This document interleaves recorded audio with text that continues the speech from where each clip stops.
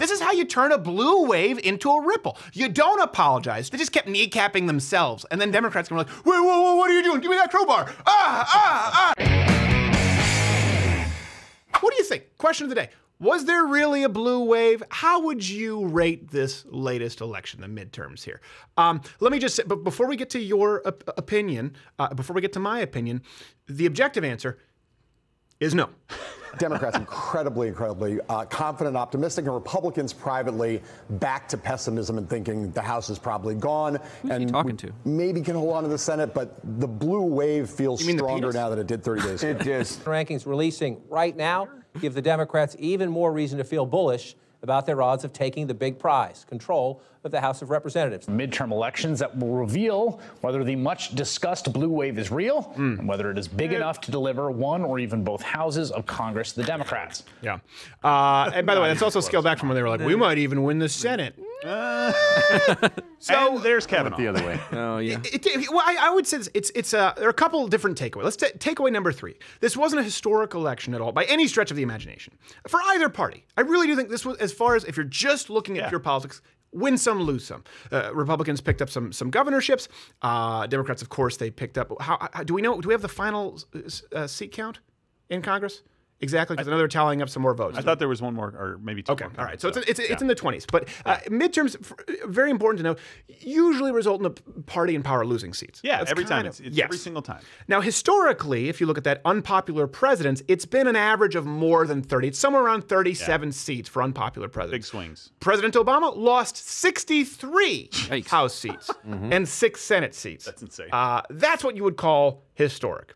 Okay, so I think I actually have some numbers. Yeah, Obama 63, Clinton 52, Eisenhower 48, Ford 48, Johnson 47, Truman 45, Bush in 2006 30, Truman 29. Wow. So yeah, these are significant numbers. In comparison, actually, Republicans did really pretty well in only losing, I think it's 28 seats as a final count in the House, and then gaining some Senate seats. Objectively, the blue wave it was more of a ripple. They got some seats, but it wasn't something that's going to be changing the entire political landscape. Here's some real. You're not going to hear this from the people who are just the cheerleaders for Donald Trump, and you're not going to hear this from the people on the left who want to say, oh, there was a blue wave, right? I've seen people saying, it was a red wave. Oh, no, it was a blue wave. No, the truth is it was win some, lose some. But here's the Midwest. If we look at that, it's kind of what I talked about with the last general election. Let's not think that the blue wall in the Midwest was broken down by President Donald Trump because they all of a sudden became Republicans or conservatives. They just didn't like Hillary Clinton, and they thought that Donald Trump was going to give them more free crap because you're talking about unions. You are talking when you talk about unions in the Midwest, okay, particularly in Michigan, you're basically talking about glorified welfare recipients. And if it would have been Bernie versus Donald Trump, Bernie would have won. So let's not count on that for Donald Trump in 2020. We see that here at the midterm when it goes back to like, more money, please, more money, please. Well, every single time. They will eat themselves alive completely. Takeaway number 2, I think this is really important, and not a lot of people are talking about this in the media. The single biggest thing that Democrats, the biggest factor that Democrats thought would help them, undeniably is what hurt them the most, the lynch mobbing of Brett Kavanaugh. That is monumental. That backfired beyond all belief. It was going to be a blue wave until Brett Kavanaugh. Yeah. And I think actually, all battleground states, all swing state Democrats who opposed Kavanaugh, every single one was defeated. Wow. The one, I think it was Manchin who supported Kavanaugh? Yeah, supported Kavanaugh. Reelected. And he was reelected.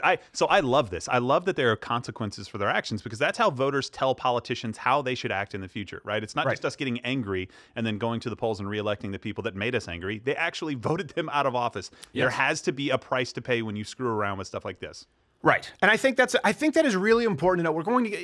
We'll get into more kind of the cultural ramifications in a little bit, but again, Kavanaugh they thought was a deadlock. They thought, we're coming in off of Me Too. Harvey Weinstein is a germ. Bill Cosby is a germ. Let's just accuse this man of being a gang rapist, and we won't get him confirmed. We'll sail through the midterms, and then everyone said, hold on a second, that could be my dad or my brother or my son, and you just want to say rape. By the way, again, the FBI probe, nothing. There is only evidence to the exact opposite of what they've said. What's Dr.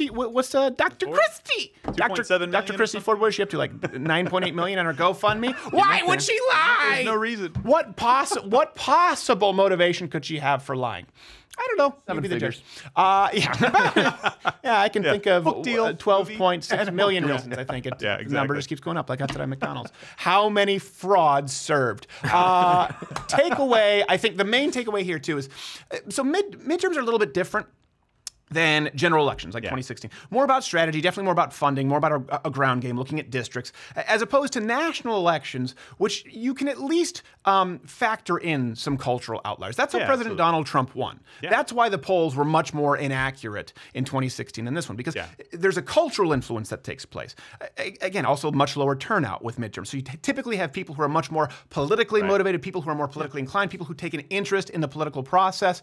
With general elections, that's not necessarily the case. The closest thing we had to a general election, I would say comparable to Trump-Clinton last night, was Beto Cruz. Yeah, this was huge. It's the closest.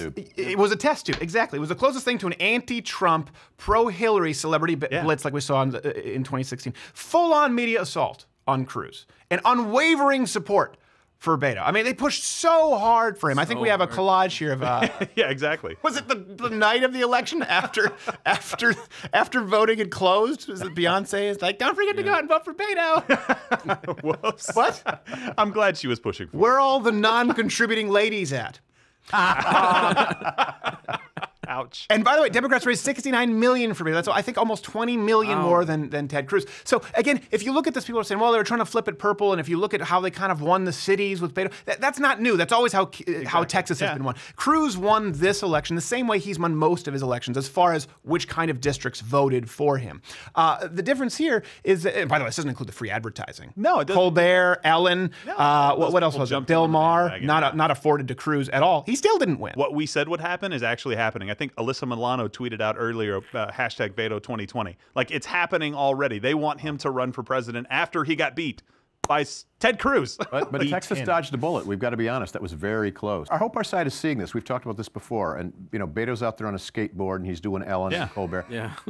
These people need to see how they can reach their audience. Yeah. And this is the way it's they need to done get better now. at that. This is it. I mean, networks and cable news with 72-year-olds buying pocket catheters. That's not the way to get to the audience. I got to say, when Wilford Brimley comes out and talks about diabetes, I just find myself in a comfortable trance. Diabetes testing supplies. To sum this up, last night, historically low gains for the opposition party. The primary issue, like we talked about, the left that they thought was going to turn the tide is actually what hurt their blue wave, Kavanaugh. And finally, if you're going to look at this as some kind of a cultural weather stick to see which way, I know weather sticks don't measure which way the winds are blowing at this point. You know, I don't even know how a weather stick works, honestly. I saw one in Sky Mall and I thought, how is this going to function? It seems as though this is very underpriced for something that can tell me the future. If you're going to actually... and bankrupt. Is that those like two sticks that they point you to water? That's the water divination. I don't know what water weights, totally different thing. But if you're going to look at this culturally as any kind of an indicator as to where we're headed, the results here are pretty clear. The leftist, the elitist media, Hollywood, the entertainment complex was completely rejected. The petri dish for that was Beto versus Cruz. And of course, as you look culturally in the American societal fabric at large, Kavanaugh, Beto, Cruz. These are clear-cut examples that people are still firmly in the Trump camp. And I'm not even talking about conservatives. I'm talking about people who are saying, you know what? Okay, I'm tired of appeasing the left. Again, appeasing crocodiles is futile. I saw some conservatives come out and say, well, you know what? Maybe Kavanaugh should step down now so we can heal the nation. No, this is how you do it. This is how you turn a blue wave into a ripple. You don't apologize. Trump won by, yes, he's bombastic. Yes, he's kind of an ass. But the last thing he did was apologize to scumbags who would eat him alive anyway. And if you look at this election, you see the exact same trend. What helped Republicans? What stopped the bleeding as it relates to the Democrats gaining any kind of ground? Kavanaugh. They shot themselves in the foot, so terrible analogy there because there really was. They basically shot them and they were bleeding more. So I'm talking about Republicans were kind of, they just kept kneecapping themselves. And then Democrats were like, wait, whoa, what are you doing? Give me that crowbar. And they just decided it was who could inflict self-harm. If you're going to look at this election, you can look at the micropolitics, you can look at the macro. Things haven't changed since Donald Trump. And I think if you compare it to even the Tea Party with Barack Obama, they overestimated their influence and Barack Obama won in a pretty big election, pretty handily. I think Donald Trump wins handily going forward. But you tell me what you think. Is this a victory? Is it a defeat? And I don't know. I don't really care because we don't have a crystal ball or a weather stick. Hey there, YouTube viewer.